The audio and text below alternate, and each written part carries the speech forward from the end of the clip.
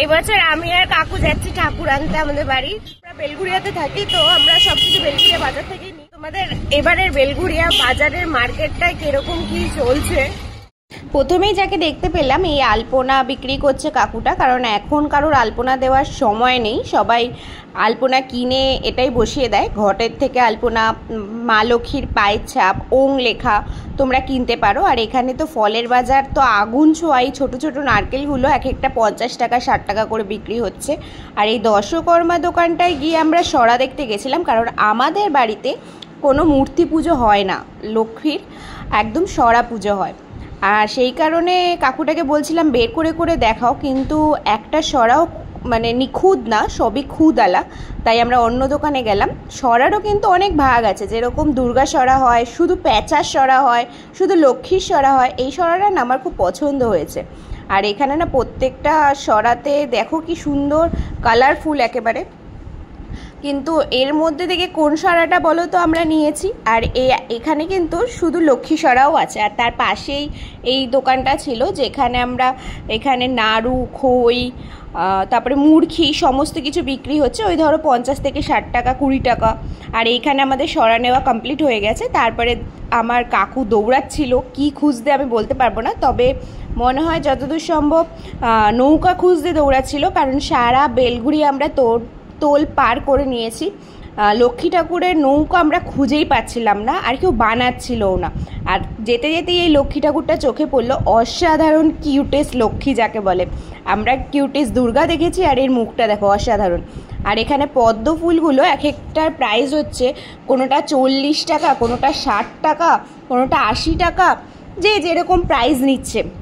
আর এখানে আরও মূর্তি দেখলাম। আমাদের মূর্তি পুজোর আশা থাকলেও আমরা করতে পারি না, কারণ এটা আমাদের বংশগত, সরা পুজো করতে হয়। আর এখানে অনেক রকম জিনিস দেখলাম দশকর্মার। আর এই ভাইটা হচ্ছে নৌকা বানাচ্ছে। আর ভাইটা না একদম না কথা বলতে পারে না, আর কানে শুনতেও পারে না।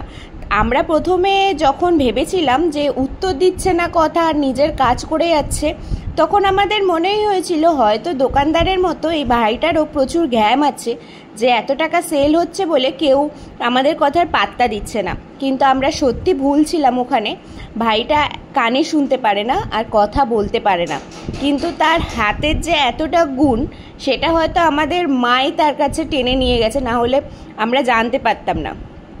আর এই যে নৌকাটা বানাচ্ছে, এটা আমাদের বাড়িরই নৌকাটা বানাচ্ছে। আর অসাধারণ তার গুণ, হাতের কাজ। তোমরা হয়তো না দেখলে বিশ্বাসই করতে পারবে না।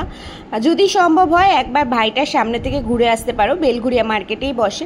আর তাকে কিছু আর্থিক সাহায্যও করে আসতে পারো, টাকা দিয়ে নয়, তার কাছ থেকে জিনিস কিনে। অসাধারণ দেখো নৌকাটা বানালো। আর উপরে যে নৌকার যে পাখা থাকে, সেটাও কিন্তু সে বসিয়ে দিয়েছে, একদম পারফেক্টলি কাজ, অসাধারণ। তারপরে মানিক কাকু ধানের সরা কিনে নিল এই ভদ্রলোকের কাছ থেকে। তারপরে আমরা একটু এই দোকানে গেলাম, কারণ একটু কুশি কিনতে হতো, আর একটা কর্পূর দানি। দেখো তো কেমন হয়েছে, কারণ কুশিটা আমাদের দুর্গাপুজোয় একটুখানি খুঁত হয়ে গেছিলো।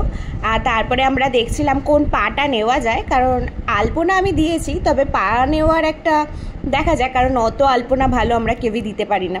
আর এখানে তো কাকিমা অনলাইন বুকিং নিয়ে নিচ্ছে ফলের। আর এখানে চলছে, আর এই কাকুটা না ঠাকুরের পেছনে যে চালচিত্র থাকে ওটা বিক্রি করছে। আর এখানে আমাদের বাজারঘাট হয়ে গেছে আজকের মতো এখানেই। আবার দেখা হবে কাল।